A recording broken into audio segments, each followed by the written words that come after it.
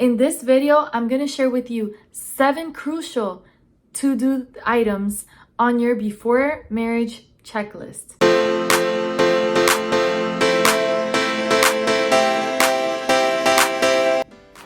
Hey guys, welcome back to the Fine Life channel. My name is Naretta Miller, and if you're new here, I want to say welcome. Feel free to hit that subscribe button and don't forget to give this video a big thumbs up. Guys, stay tuned. I'm so excited that you're here, and to all our returning viewers, welcome back. It's very important to discuss these 7 top items before you say I do. Now, how can two walk together if we're not in accordance? When you get married, the two become one. So it's important to discuss these 7 top items so that we can begin our marriage on the same note, okay, on the same bow, and we're clear on some items. The worst thing is to be with someone for so many years and then when you get married discover that you really didn't know each other, that you weren't really in accordance. So let's prevent all that hassle and let's get to it. So the first item is faith. Do we have the same beliefs? You may think, well, I think by now we would know. Well, yes, but just know in the beginning you're falling in like, and then you're falling in love, and you love each other and you want to stay together, and faith or belief may not have been a big topic. Next thing you know, the years pass and now you want to get married, and we could potentially bump heads because we may or may not believe in the same exact thing. The question is, how would you raise your future children?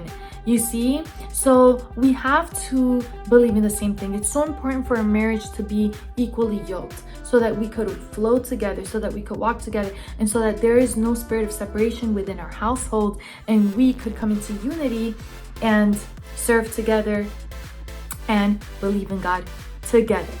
The second item on our checklist is finances.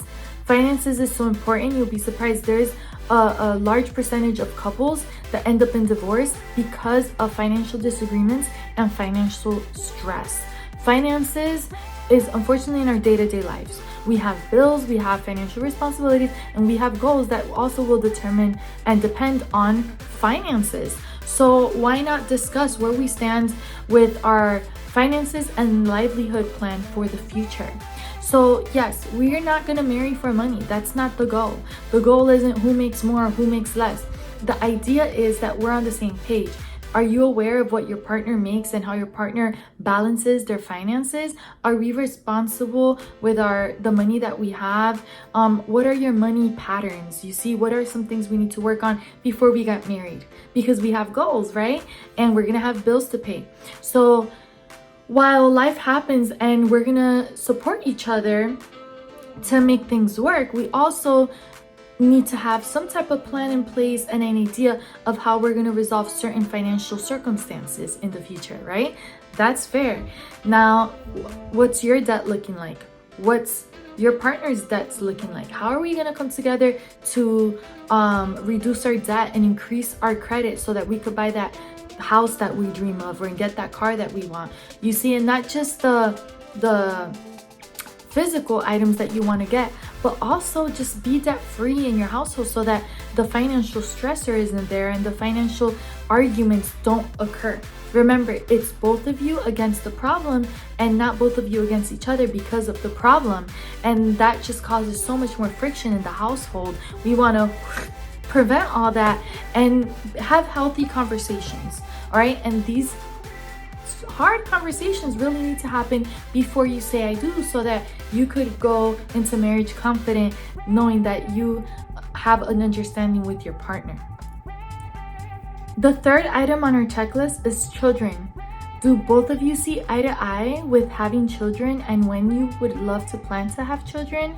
Now, life happens and we know that you may have children prior to wanting to try to have kids, or it may take a little longer to have children, and that's okay. You may not want children right off the back as soon as you say I do. All right, let's start popping them out. Okay, but we need to be on the same page so that we could have some feng shui, some flow in our household. And how are we going to live together? Okay, children is a huge responsibility. It's a big topic to and you want that to be a joyful, happy time in your lives, and not something that you fight over because one person may want it now and the other person may want it in 3 years from now, and that's totally fine as well. So do you and your partner see eye to eye on children? How many children do you want? What's your idea? Yes, we know these things may change as your marriage years go through, but it's good to be clear before you get married. The other item on our checklist, which is number 4, is future goals, okay? What are some goals that your future spouse has? What are some goals that you have?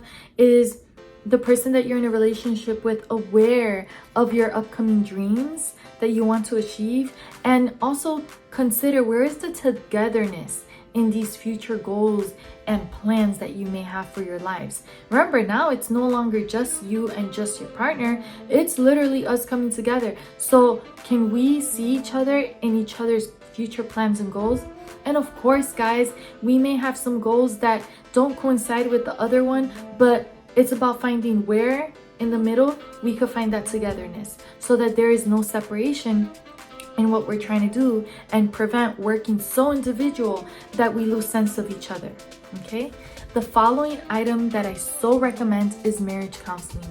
This is crucial because you want to be able to discuss those unresolved things before getting married, get some wise counseling, learn about marriage before marriage, conflict resolutions, communication, your love languages, all that is really great.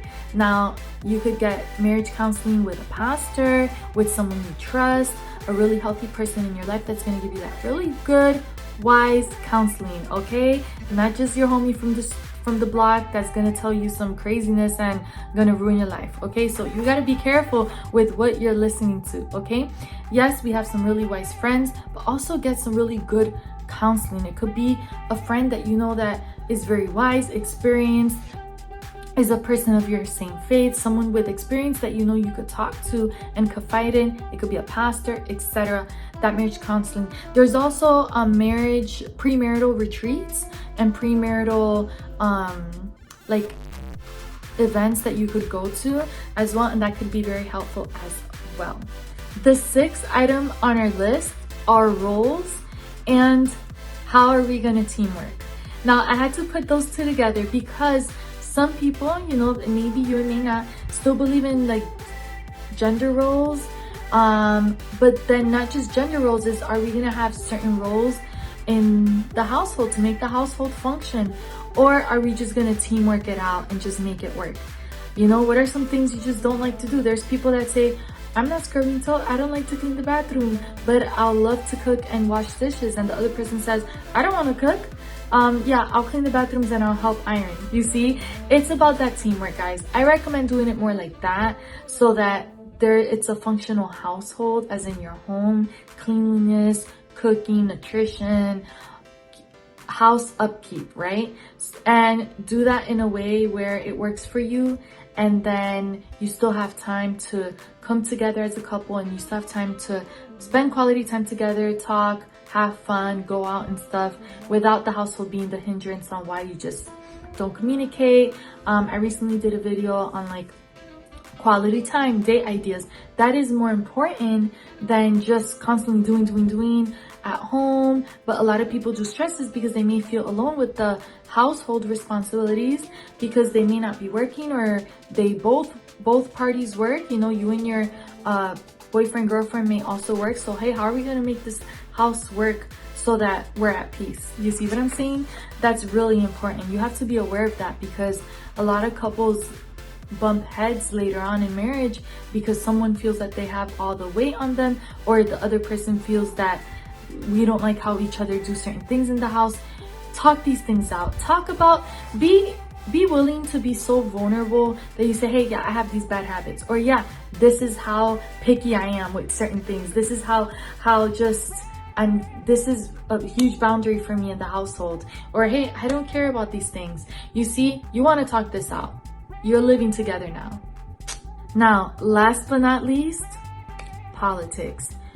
We have to be on the same accord when it comes to our political beliefs, and being aware on where your partner stands with the values and the principles that they're going to vote for the future of our country, of our city, of our county. So what are your political beliefs? Do you know your partner's political beliefs? You may have touched this topic here and there 3 times, sprinkled it around a little bit, because not everyone is so political, and that's fine. And I know it's like, oh, politics, sensitive topic. Yeah, let's keep it real. Like, we have to talk about these things as well, so that later on, when you may become more political, it's not an issue. If you do so, yeah, you know, what are you going to vote for as a family? You know, that we're going to be the same unit, so are we going to vote for the same thing? One person may agree on one political party's, you know, movement or standard, and the other person may not agree on that because of principle, because of faith, because of what we know that it's right or wrong. So guys, I really hope you enjoyed this video. Feel free to look back at certain checklist items and really put it into consideration. You may be in a relationship right now. You may be future planning to either propose or get married. You're probably are engaged and you have a fiance. You need to discuss these items with. It's so important. I wish you all the best in your marriage and in your relationship. May God bless you guys. Don't forget to give this video a big thumbs up and comment below where are you watching from. Thank you so much for watching. Love you guys, and as we always say here, stay well, be blessed, and continue to live the fine life.